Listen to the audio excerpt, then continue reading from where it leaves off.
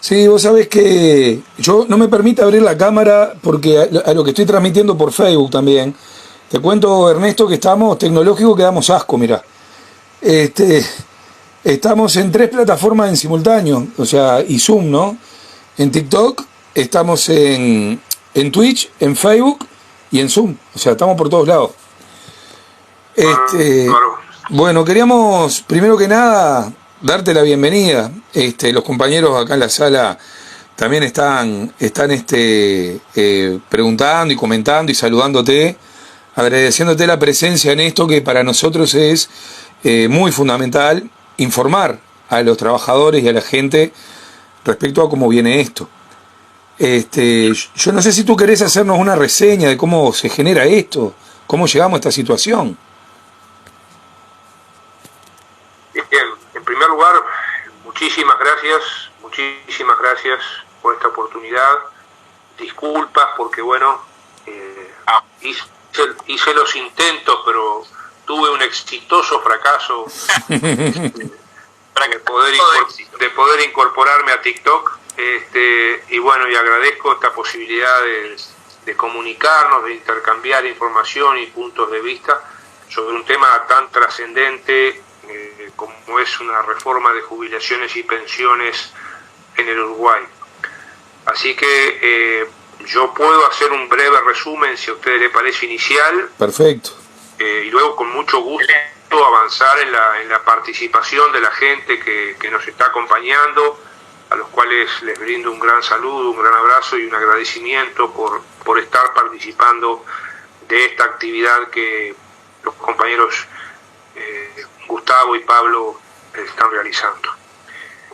Comenzamos entonces con esa breve síntesis. Perfecto, bien? Excelente. ¿Se escucha bien? Perfectamente. Se escucha perfecto. Bien. Estamos ante una reforma de las jubilaciones y pensiones que fue recientemente aprobada en el Parlamento Nacional. La ley será promulgada en estas horas. Necesita que se produzcan decretos que reglamenten, porque hay una cantidad de cosas que dependen del Poder Ejecutivo, en nuestra opinión demasiadas cosas que dependen de decretos y de competencias del Poder Ejecutivo, y bueno, y entonces una cosa va a ser la publicación de la ley y luego irán apareciendo los decretos del Poder Ejecutivo, incluso algunas resoluciones que tendrán que tomar algunos organismos para la aplicación de la ley. Esta es una reforma importante que contiene más de 300 artículos y que ha tenido un proceso de trabajo desde el año 2021, desde los inicios del 2021 hasta ahora. Primero funcionó la llamada Comisión de Expertos, que tuve el honor de integrar junto a la economista Jimena Pardo y el doctor José Luis Baumgartner. Fuimos los tres representantes del Frente Amplio en esa comisión de 15 miembros. Y luego esa comisión sacó un diagnóstico y unas recomendaciones. Trabajamos mucho para eso, aportamos mucho, estudio, trabajo, propuestas, ideas, pero finalmente terminamos no votando ni el diagnóstico ni las recomendaciones, como tampoco lo votó el PIT-CNT ni la Organización de Jubilados y Pensionistas, pero trabajamos mucho en esas cosas. Luego vino la etapa del anteproyecto, que fue el anteproyecto que presentó Presidencia de la República. Ahí se dio una negociación con los partidos que integran la coalición de gobierno. El anteproyecto de Presidencia de la República tuvo algunas modificaciones antes de entrar al Senado. Supuestamente esas modificaciones estaban acordadas o sustantivas. Allí se ve ya en el Senado de la República que ese acuerdo en lo general estaba, pero que dentro de la misma coalición se deseaba hacer alguna modificación. Luego pasa lo mismo cuando un proyecto diferente sale del Senado y entra a diputados. también se suponía que ese proyecto que entraba a diputados tenía un acuerdo sustancial, que lo tiene, en nuestra opinión tiene un acuerdo sustancial, que después explicaremos, pero también allí, durante el periodo de diputados, que fue el último, también sufre algunas modificaciones. Y bueno, y se termina votando por los miembros de la coalición en el gobierno esta reforma. En este tiempo cosas también, o sea, si uno mira 2 años atrás, 1 año atrás, la población del Uruguay, según las encuestas, si tomamos una medición por las encuestas que hacen las encuestadoras, que también trabajan en las elecciones, por ejemplo, al principio la reforma tenía más apoyo. A medida que se va discutiendo y que se va sabiendo más, que vamos haciendo reuniones como las que hicieron mucha gente del PIT-CNT, de los jubilados, las que hicimos nosotros, las que hicieron parlamentarios del Frente Amplio, a medida que se van haciendo reuniones y se van haciendo movilizaciones, hay 3 paros generales del PIT-CNT, movilizaciones de la Organización Nacional de Jubilados y Pensionistas, de la Intersocial, se pronuncian en contra los 3 directores sociales del BPS, se pronuncia en contra Un Solo Uruguay, el Partido Ecologista, el PERI, se pronuncian en contra los directorios de las 3 cajas bancaria, notarial y profesional. Entonces, a medida que se va discutiendo, que hay movilizaciones, que se producen informes técnicos muy importantes, como los que hace CINVE, el Centro de Investigaciones Económicas, como los que hacen los equipos técnicos de la representación de los trabajadores y de los jubilados en el BPS, como lo que hace una persona muy importante, tan importante como desconocida, que es el contador Luis Camacho, que fue quien lideró durante 30 años la asesoría económica y financiera del BPS, asesoró en todas las reformas a todos los gobiernos, es una figura insospechada, y bueno, sin embargo realiza un análisis crítico profundo de los perjuicios que traerá esta reforma para la gran mayoría de la población. Bueno, todo eso va haciendo que, en nuestra opinión, empiecen a aparecer, junto a los informes que hacemos desde el Frente Amplio. El Frente Amplio es el único partido político que hace informes sobre cada una de estas etapas, informes generales sobre la reforma e informes que se publican. Todo eso creo que va haciendo que aparezcan dentro de la coalición de gobierno, particularmente en Cabildo Abierto y en el Partido Colorado, al final, en las últimas semanas, en estas últimas semanas, aparezcan propuestas de modificación de cosas que estaban planteadas hace 2 años o hace 1 año y que no habían sido planteadas con la fuerza que las plantearon ellos ahora. Nosotros sí las veníamos planteando. Por ejemplo, el tema de que 25 años para calcular la jubilación rebajaba las jubilaciones, nosotros lo venimos diciendo hace 1 año y medio. El tema de que había una gravedad tremenda en plantear, como se planteaba, por ejemplo, en las recomendaciones de la Comisión de Expertos, que no votamos, que tampoco votó el PIT-CNT, que tampoco votaron la Organización de Jubilados y Pensionistas, en las recomendaciones y en el anteproyecto de ley se planteaba que la pensión de por vida para las mujeres viudas iba a ser recién a los 65 años. A los 65 años recién iba a ser la pensión de viudas de por vida. Bueno, eso finalmente se bajó a 40. Entonces estamos ante una reforma mala, que sigue siendo mala, que tiene algunas cosas menos malas por la movilización social, la movilización política, los informes académicos, los informes que hicimos desde las fuerzas sociales y desde el Frente Amplio, informes técnicos, y eso hizo que al final plantearan cosas, por ejemplo, Cabildo Abierto y el Partido Colorado, de hacer menos malas algunas cosas que nosotros veníamos planteando hace meses o años. Ese es un poco el proceso. Paralelamente a esto se da otro proceso muy silencioso, que es cómo Cabildo Abierto logra mejoras para los militares sin hablar de esas mejoras.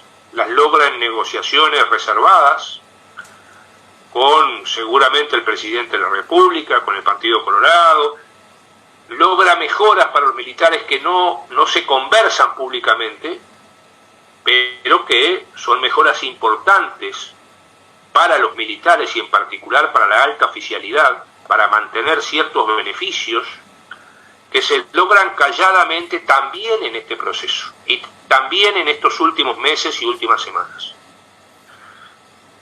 Perdonen que me dediqué a explicar un poco el proceso porque creo que en nuestra opinión es importante, porque creo que hay que destacar primero que las cosas menos más se logran dentro de una reforma que sigue siendo mala, que es fruto de la movilización social, política, de los informes académicos, de los centros de investigación, de las reacciones que tuvieron casi todas las delegaciones que fueron al Parlamento a hacerse oír, aunque fuera por poco tiempo, esas delegaciones de organizaciones, de instituciones que fueron al Parlamento, la casi unanimidad se pronunció en contra de la reforma por distintos aspectos. Y yo creo que eso hace dentro de una reforma mala algo menos malo. Bien. O sea que todo esto... Si les parece, sí. No. Si les parece, puedo hacer un segundo capítulo de por qué nos oponemos a esta reforma. Sí, sería fundamental, Ernesto. Ideal, porque en realidad acá una de las cosas que hablábamos era justamente este punto, ¿no? Saber cuál es la posición de la artículos que se han incorporado y se han modificado con tiempo, ¿no? Bien, nosotros nos oponemos a esta reforma por 5 razones principales. Podríamos decirlas en distinto orden, esas 5 razones. A mí me gusta usar el más menos, más menos. Más años al barrer, menos plata para la gente, más AFAPs, menos garantías y más costo para la gente que va a tener que pagar por esta reforma. El más años es el más años al barrer. Poner 65 años, eso es lo que se considera en esta reforma la edad normal. Ese es el concepto que se pone, edad normal para jubilarse a los 65 años. Bueno, hay gente que puede llegar a los 65 años, pero hay mucha gente que no va a llegar. Por ejemplo, la expectativa de vida, la esperanza de vida no es igual para todas las personas. Los pobres viven menos que los no pobres. Un estudio, por ejemplo, que se hizo en Santiago de Chile, muestra que las mujeres pobres viven 18 años menos que las mujeres no pobres, que las mujeres de ingresos altos. Los hombres viven 11 años menos que los hombres de ingresos, los hombres pobres viven 11 años menos que los hombres no pobres o de ingresos altos en Santiago de Chile. Es cierto que Chile es un país muy desigual y Uruguay no lo es tanto, pero sí, y en Uruguay no hay hechos estos estudios, pero esto muestra la diferencia entre esperanza de vida de pobres y no pobres. Acá tenemos datos de estudios, por ejemplo, sobre las historias laborales del BPS, o sea, la vida laboral real de la gente. ¿Y qué nos dicen esas historias laborales? Que a los 60 años, a los 60 años de edad, los años de trabajo reconocidos en el BPS, promedio, son 26.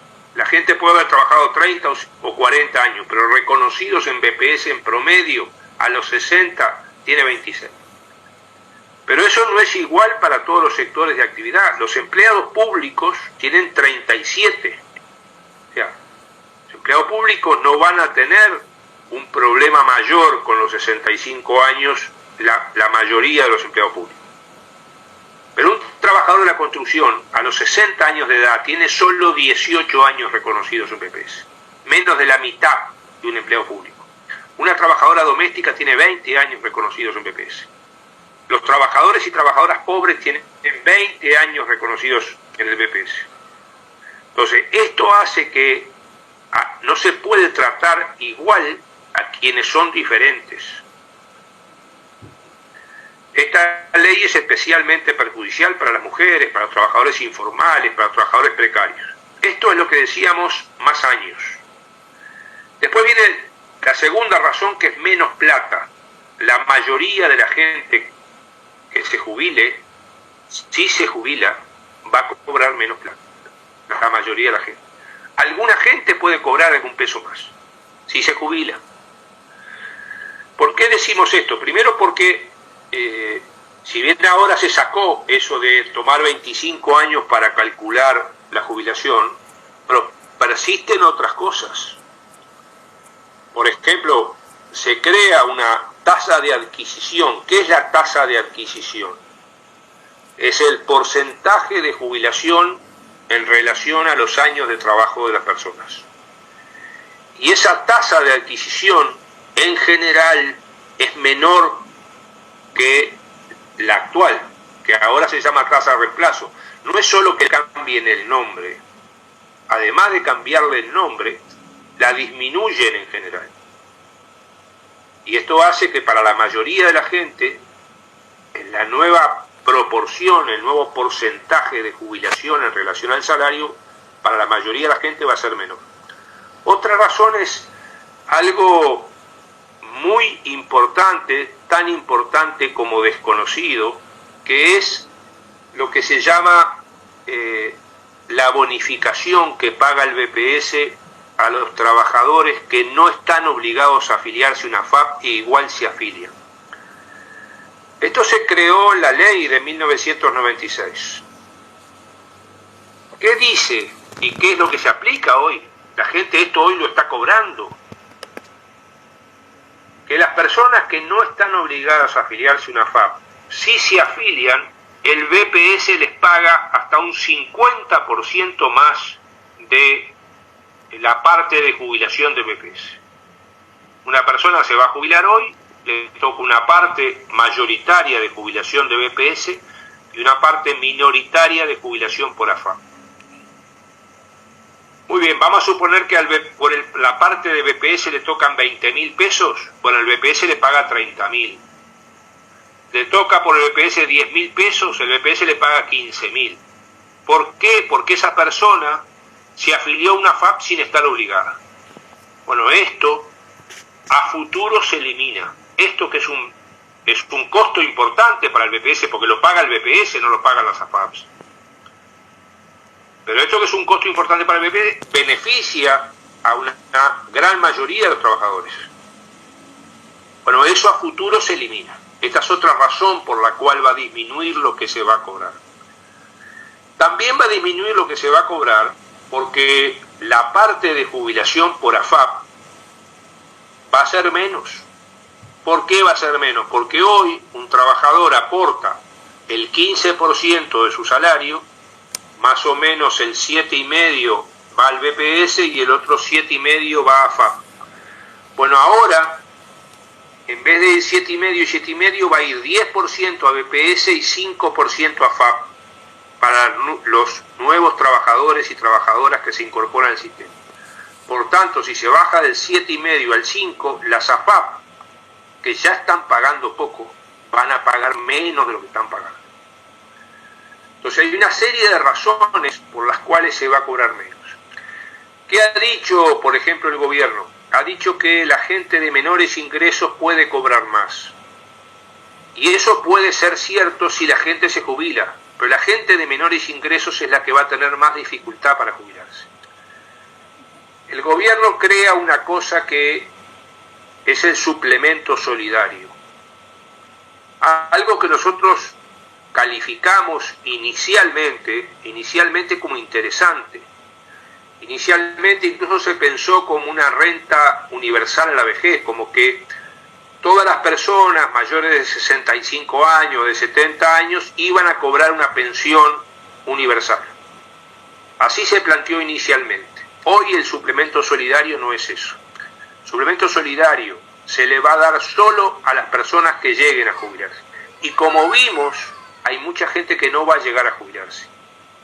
Una persona que quede sin trabajo a los 50 y pico, a los 60 y poco, bueno, le va a ser muy difícil conseguir trabajo para llegar a los 65, o a los 66, o a los 67, para llegar a jubilarse. ¿Y qué pasa si esa persona se queda sin trabajo a los 50 y pico, a los 60 y poco?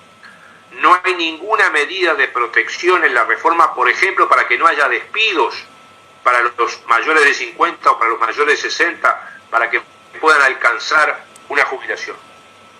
Entonces el suplemento solidario lo van a cobrar solo los que lleguen a jubilarse, y los pobres, las personas informales, el trabajo precario, son los que más dificultades tienen.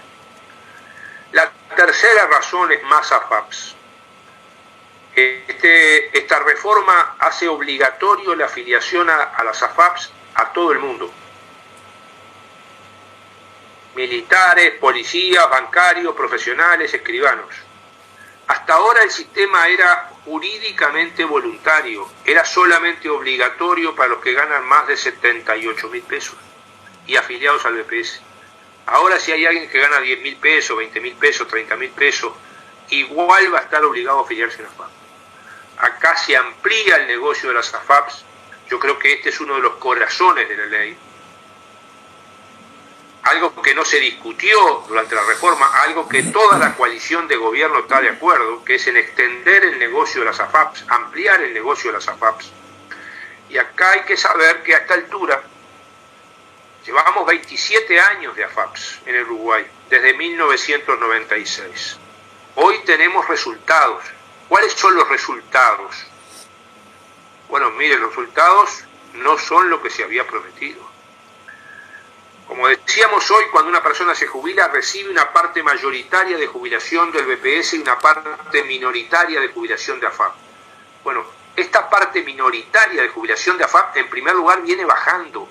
Ha bajado un 20% en los últimos 10 años lo que las AFAP están pagando por la parte de jubilación de AFAP. Ha bajado un 20% en términos reales, comparativamente en los últimos 10 años. ¿Saben cuánto es el promedio de jubilación por AFAP de 2 de cada 3 personas que se jubilan por AFAP? 1.800 pesos. Repito, 1.800 pesos es el promedio de jubilación por AFAP que están cobrando 2 de cada 3 personas que se jubilan. Ernesto, perdón que te corté. Recibiendo el 7,5% del aporte durante 7 años, ¿verdad? Sí, ponerle que la gente que se está jubilando hoy sea gente que tiene 20, 25 años de aporte, la que gente tiene más aporte, son los últimos jubilados. 2 de cada 3 de los últimos jubilados por AFAP están recibiendo promedio 1.800 pesos. No, por eso quería hacer el hincapié de que el aporte era del 7,5%. Exacto, que ahora va a bajar. Para nuevo va a bajar. Al 5%, o sea que la perspectiva es mucho peor. Claro, porque primero, ya viene bajando. O sea, los últimos 10 años, hasta el año 2013, la parte de jubilación de AFAP que paga el Banco de Seguros, porque, bueno, eso lo podemos explicar después, gracias que tenemos el Banco de Seguros, porque las aseguradoras privadas que se encargaban de esto, como no era negocio pagar la parte de jubilación de AFAP, se fueron. Y quedó solo el Banco de Seguros. Menos mal que el viejo Valle en 1911 creó el Banco Seguro y el Banco Seguro se encarga de esto. Si no, la situación sería mucho peor. Bueno, hasta el 2013 la parte de jubilación de AFAP venía creciendo, en términos reales, en términos comparables venía creciendo. Desde el 2013 hasta acá viene bajando, ha bajado un 20%. Y reitero, 2 de cada 3 cobran promedio 1.800 pesos. Vale. Eso es una vergüenza, eso no es lo que se había prometido cuando se creó este sistema. Y la cuarta razón es menos garantías. ¿Por qué menos garantías? Entre otras cosas, porque hay una serie de cosas que va a definir el gobierno a través del Ministerio de Trabajo, del Ministerio de Economía, de la agencia reguladora, de la superagencia reguladora que se crea con amplísimos poderes. O sea, esta ley otorga decenas de facultades al gobierno de turno para establecer requisitos condiciones para acceder a los derechos jubilatorios y pensionarios, va a determinar años, va a determinar montos a cobrar. Bueno, y eso además con una agencia reguladora que distintos constitucionalistas han expresado su preocupación por la constitucionalidad de esta agencia reguladora, en relación a las facultades del BPS, en relación a las facultades del Banco Central. Por ejemplo, el constitucionalista Martín Rizzo, un hombre que seguramente votó a esta coalición en el gobierno, que seguramente no nos votó a nosotros, que es un prestigioso constitucionalista de nuestro país, advirtió sobre las relaciones constitucionales de esta agencia con las actuales facultades constitucionales, por ejemplo, del BPS. Y dijo, bueno, si la van a hacer, que sea una agencia solamente técnica y que sea un ente autónomo, que no sea un servicio descentralizado, porque los servicios descentralizados dependen más del Poder Ejecutivo. ¿Cómo la hicieron? La hicieron como servicio descentralizado dependiente del Poder Ejecutivo. Pero además los 3 miembros son del Poder Ejecutivo. Y esto lleva en consecuencia a una reducción de la participación social en la gestión pública. Lo que hoy existe en BPS con directores de los jubilados, los trabajadores, de los empresarios, lo que existe en la caja bancaria, la caja notarial, la caja profesional. Bueno, esta agencia se ubica por encima, con amplísimos poderes de regular, supervisar, fiscalizar, sancionar, dictar reglamentos, dictar normas sobre todos los organismos de seguridad social. Por eso hablamos de menos garantías para la gente y una reducción de la participación social en la gestión pública. Yo creo que acá hay 2 retrocesos grandes en el Uruguay. Un retroceso en Uruguay es la afapización obligatoria para todo el mundo, en todas las cajas, cualquier salario, y otro retroceso grande es la reducción de la participación social en la gestión de la seguridad social, que Uruguay era un ejemplo en el mundo de esto hasta ahora. Y la quinta razón tiene que ver con esto de cuánto nos va a costar la reforma, cuánto le va a costar a la gente. Y voy a poner 2 ejemplos de esto. Un ejemplo es que hoy tenemos un 15% de aporte obligatorio a la seguridad social. Las trabajadoras, los trabajadores pagan un 15% de aportes para la seguridad social. Ese es el aporte obligatorio, pero esta ley crea, aumenta, promueve, además del aporte obligatorio, aportes voluntarios y complementarios, además del 15%. Ya sabemos que las cámaras empresariales unánimemente han dicho que ellos no van a poner un peso más. Es más, cada vez que hay un problema, una sequía, una inundación, un temporal, se corta una exportación, lo primero que se pide es la exoneración de aportes patronales. Pero además de eso, se le da facultades al Poder Ejecutivo para que los 2 puntos de IVA y los 9 puntos de IVA que se nos descuentan, que van a nuestro bolsillo cuando pagamos con tarjeta de crédito, bueno, ahora también se transformen en plata que va a ir a la cuenta de AFAP. Eso lo hemos calificado como un aumento encubierto de los aportes de los trabajadores y trabajadoras. Y el otro ejemplo de cuánto nos va a costar es esto de la afapización obligatoria de las otras cajas y de todos los nuevos trabajadores y trabajadoras que ingresen luego de 6 meses de vigencia de la ley. ¿Por qué? Porque, miren, llevamos 27 años de esta reforma, de la reforma anterior. Han pasado 27 años. Como decíamos, del 15%, la mitad va al BPS y la mitad va a FAP. Pero que se repartan mitad y mitad aproximadamente los aportes, no quiere decir que se repartan mitad y mitad las jubilaciones que hay que pagar. Pasaron 27 años y hoy el BPS paga 800.000 jubilaciones y pensiones. 27 años después el BPS paga 800.000 jubilaciones y pensiones. ¿Saben cuántas jubilaciones y pensiones pagan las AFAP? 27 años después, 80.000, el 10%. El 10%. O sea, el BPS tiene que seguir pagando durante décadas no solo en algunos casos la mayor parte, sino también tiene que pagar, por ejemplo, lo que cuestan las jubilaciones mínimas, que las aumentamos, aunque los 17.000 pesos no alcanzan, pero las aumentamos, triplicamos el valor de la jubilación mínima. ¿Por qué? Porque las AFAP no estaban rindiendo lo que habían prometido que iban a rendir. Entonces, esto, 27 años después, el EPS sigue pagando 800.000 jubilaciones y pensiones y la AFAP pagan 80.000. Bueno, esto es lo que le va a pasar a Caja Bancaria, a Caja Profesional, a Caja Notarial, a Caja Militar, a Caja Policial, que durante décadas van a tener que seguir soportando el pago de la inmensa mayoría de jubilaciones y pensiones, pero van a haber reducido sus ingresos como aportes. ¿Y quién va a pagar eso? Todos. No solamente los bancarios, los policías, los militares, los profesionales. Toda la sociedad va a tener que pagar lo que esto cuesta. Que es muy importante.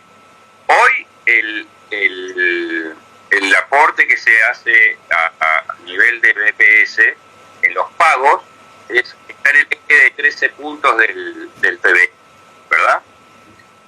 Y ahora con esta reforma calculan que van a pagar en el eje de 10 puntos de PBI. Esos 3 puntos a alguien se le va a descontar. Claramente. Esto lo dijo, por ejemplo, se dijo ahora en la reciente discusión de diputados por parte de la coalición en el gobierno, se usaron exactamente esos números que tú dabas, Pablo. Expliquémosle un poco a la gente que está escuchando, que está viendo. El Producto Bruto Interno es lo que produce la economía y lo que consume la economía del Uruguay en un año. Eso es lo que se llama Producto Bruto Interno. Uruguay tiene un gasto, en nuestra opinión, una inversión en jubilaciones y pensiones muy parecida a la de Argentina y Brasil, en jubilaciones y pensiones. ¿Cuál es la ventaja de Uruguay? Que con un porcentaje de la economía similar a Argentina y Brasil, Uruguay tiene más gente protegida proporcionalmente, y esa gente que está protegida, en Uruguay está protegido el 98% de los mayores de 65 años. Ese es un gran logro histórico de Uruguay. 98% de los mayores de 65 años cobran una jubilación o una pensión. Y además, pese a que no alcanza, pese a que mucha gente se queja y alguna de ellas con razón de lo que cobra, pero también es cierto que el promedio real de jubilaciones y pensiones en Uruguay es mejor que el de Argentina y el de Brasil. Cuando se habla de bajar el gasto, ¿qué significa bajar el gasto? Significa que va a haber menos gente jubilada y que los que se jubilen van a cobrar mayoritariamente menos. Esto es afectar el bolsillo de la gente. En un país donde la jubilación promedio del BPS son 30.000 pesos. La promedio del BPS son 30.000 pesos. Y ya con esto terminaba. Por favor. Porque alguien podría pensar, bueno, hay que gastar menos porque hay jubilaciones de privilegio en el BPS.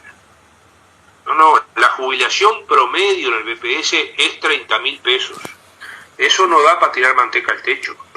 La jubilación mínima que cobran 140.000 personas es de 17.000 pesos.